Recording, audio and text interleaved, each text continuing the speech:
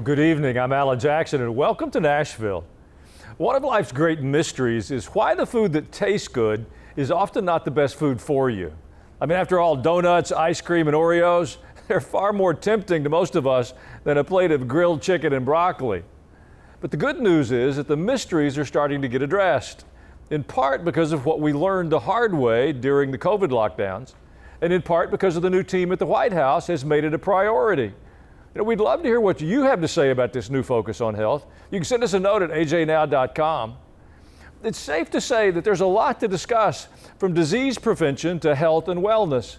So tonight, we're joined by the Senior Policy Analyst on Restoring American Wellness at the Heritage Foundation, Jennifer Galardi. Jennifer, welcome. Hi, thank you so much for having me tonight.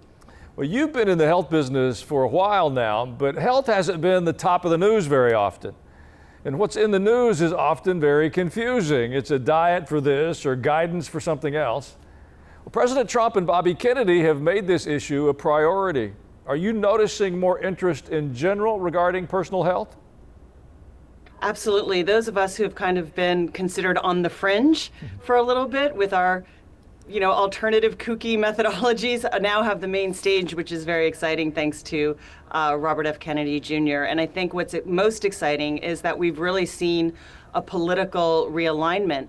And I wrote a piece speaking about the message of unification that MAHA brings. I just came from a MAHA event here in DC, and you just have all types of people that you would never expect to be sitting at the same tables together. And what I think we see in the mainstream press and the mainstream media is them really trying to attack that unity and keep us divided. But every event I go to, Heritage is traditionally one of the most conservative think tanks in the city, yet we're across the table with people that maybe ideologically we would have differed on some things, and that we're really coming together over this message of health. So I think it's an exciting time politically, ideologically, and just for all of us in this country. I think our confidence in any government direction on health, it took a big dive when Anthony Fauci presented his roller coaster comments on how to best handle COVID. But now the media seems obsessed with Secretary Kennedy, but he sounds like he's pushing ahead in the right direction, which is to get a more thorough information on all the issues that are lacking clear guidance publicly.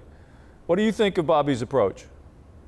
I think it's great. At the end of the day, he's calling for transparency and to restore the shattered trust that our institutions broke, our medical institutions broke during COVID, and frankly have been breaking for many decades, but COVID brought it all to light.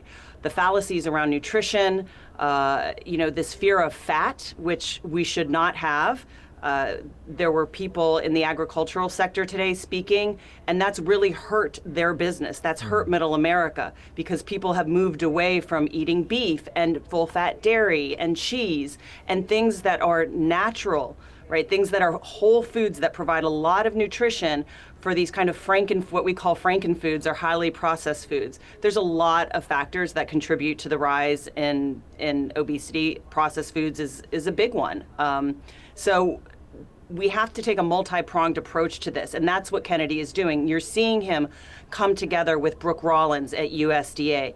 You're seeing better communications across all governmental agencies, even national security with our farmlands in China. So it's this whole of government approach, and it's a whole of body holistic approach to health. Well, let's move to the pharmaceuticals and the president's recent announcement. By his executive order, the companies involved will not be able to charge more money for medications in the U.S. than they do in any other country where they're sold. Listen to how he put it. The United States will no longer subsidize the health care of foreign countries, which is what we were doing. We're subsidizing others' health care. Countries where they paid a small fraction of what for the same drug that what we pay many, many times more for, and will no longer tolerate profiteering and price gouging. So now they have 30 days to comply. Translation, Americans won't pay any more than the lowest price around the world versus paying 3 times as much as others like we do now. Do you think this is really going to work? Well, it's a very Trumpian approach, right? What it is definitely is America First approach.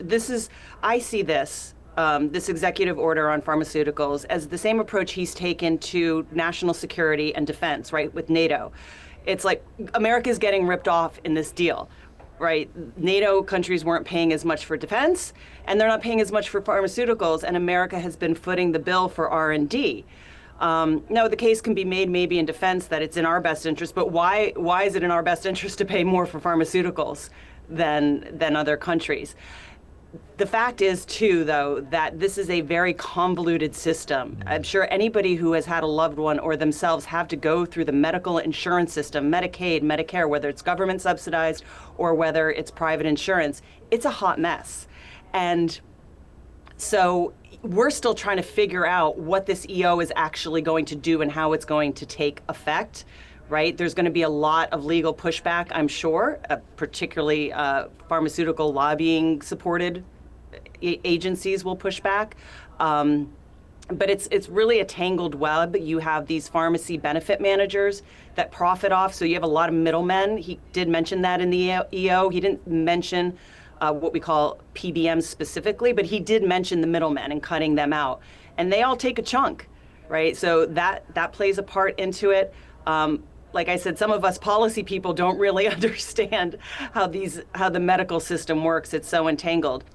I'm interested in something you wrote recently about how we should consider swapping meds for food, that the right diet can often prevent the need for more meds. Can you give us an example of that?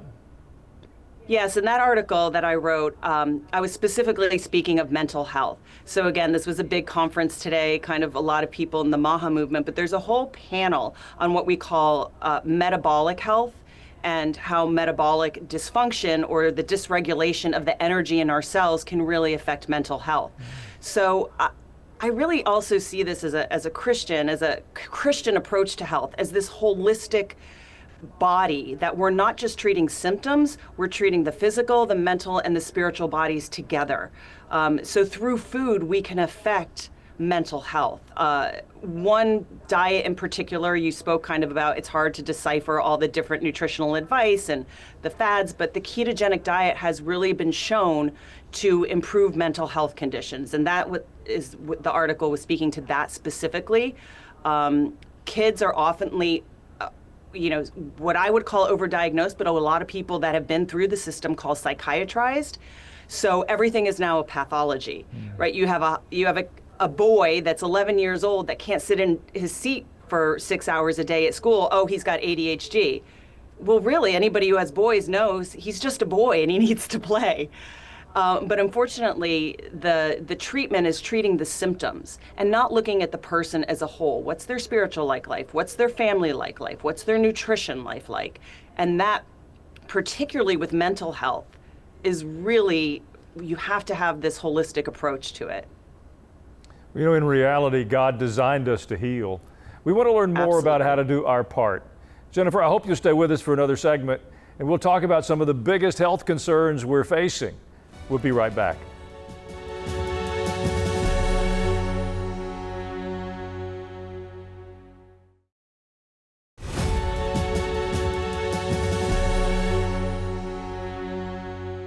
Well, we're back now with Jennifer Galardi from the Heritage Foundation.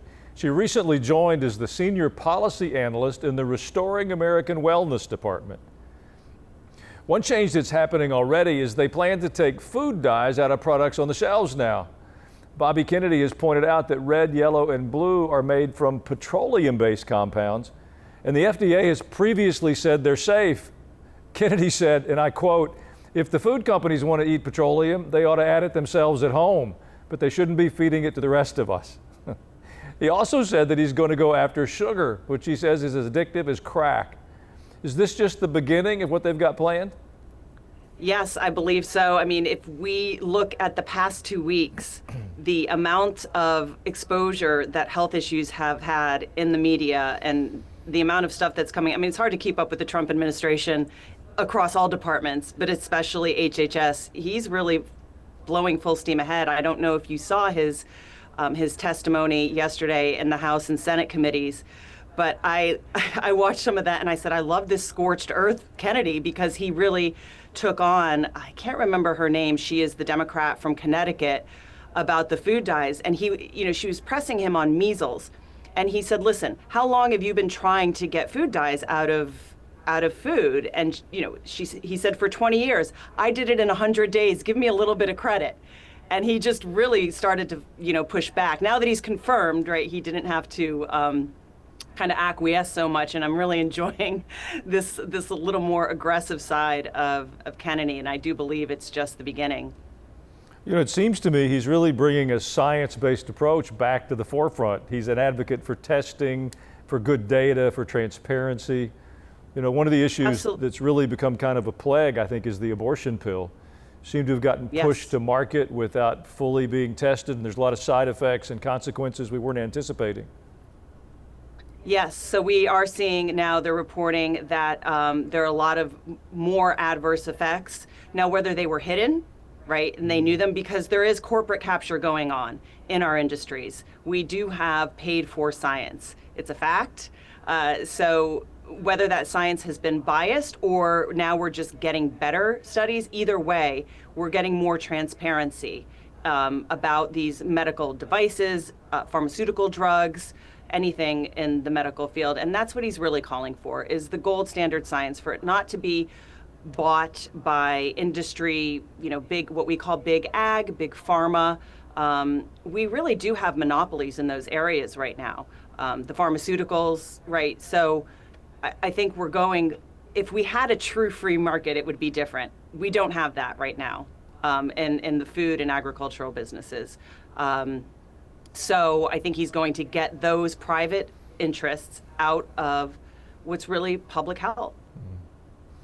We had another health guest on recently who said that the big food companies have deliberately tried to make food as addictive as cigarettes used to be.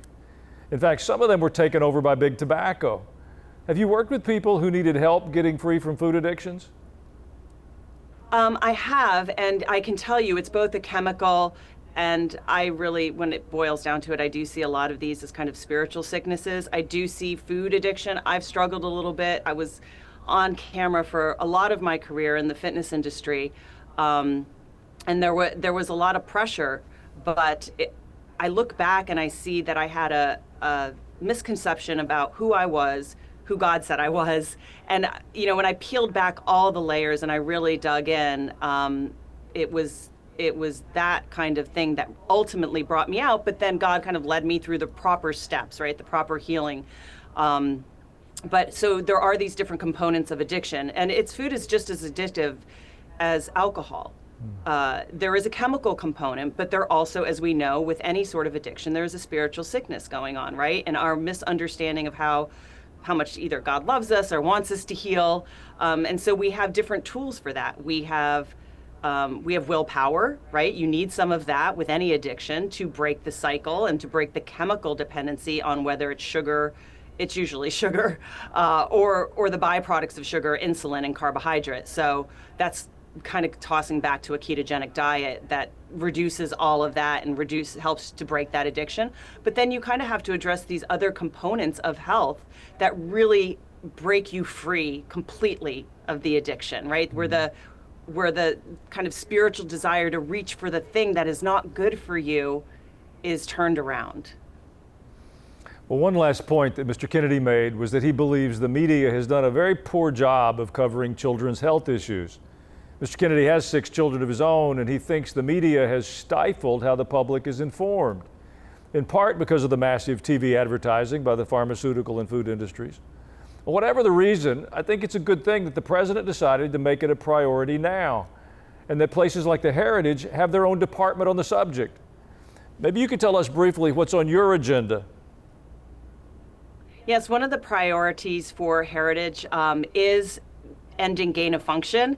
And again, you said, is Kennedy moving, how quickly is he moving? Is this just the beginning? I mean, I think they've already moved on that.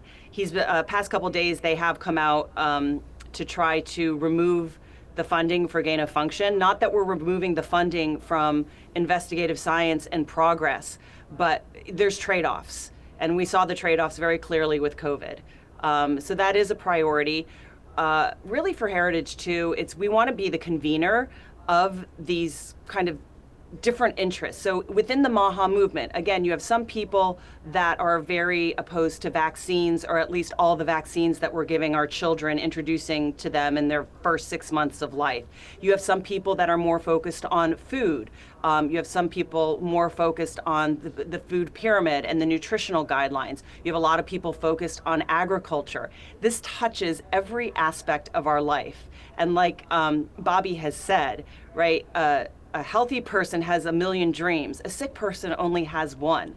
Health is the cornerstone of our life. And so if we don't have that, right, you kind of miss out on everything else. So we're really looking to help be a nice landing, particularly for people in DC, right? Because a lot of these people are coming from all over. A lot of these people in the MAHA movement are moms in Indiana, right? Or homeschooling moms that pulled their kids out of school during COVID. And then you've kind of got the hippie vibe culture from where I came in California. And you've got parents with kids in public schools in cities. So we really want to be the convener of all these voices. And I think Heritage can really lead the way in helping people drive their message and their platform, not only on the national level, but also back to their local communities and schools and families, really even around the dinner table by the choices they make.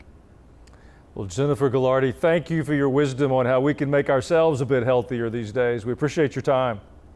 Thank you so much for having me, Alan. Have a beautiful evening. You've convinced me to trade my Oreos for almonds, and that's no small feat. So we'll be back after this short break with some thoughts on how we can give application to this in our lives now.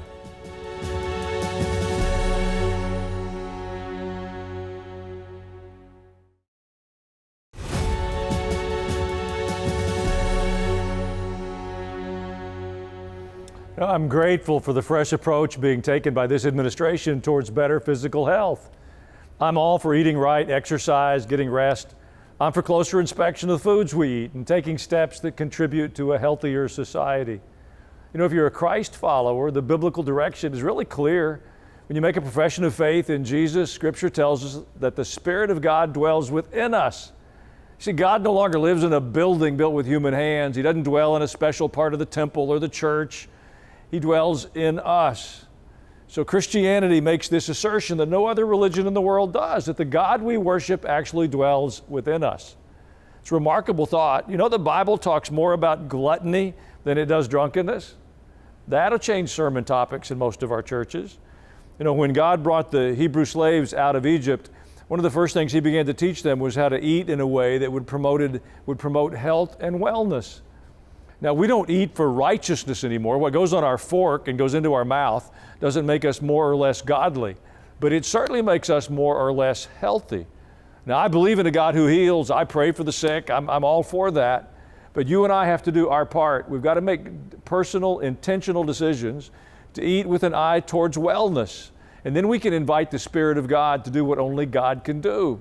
If we'll do that, I can promise you, for all of us, there's more reasons for hope than despair. Well, in a moment, we're going to be back with your emails. Stay tuned.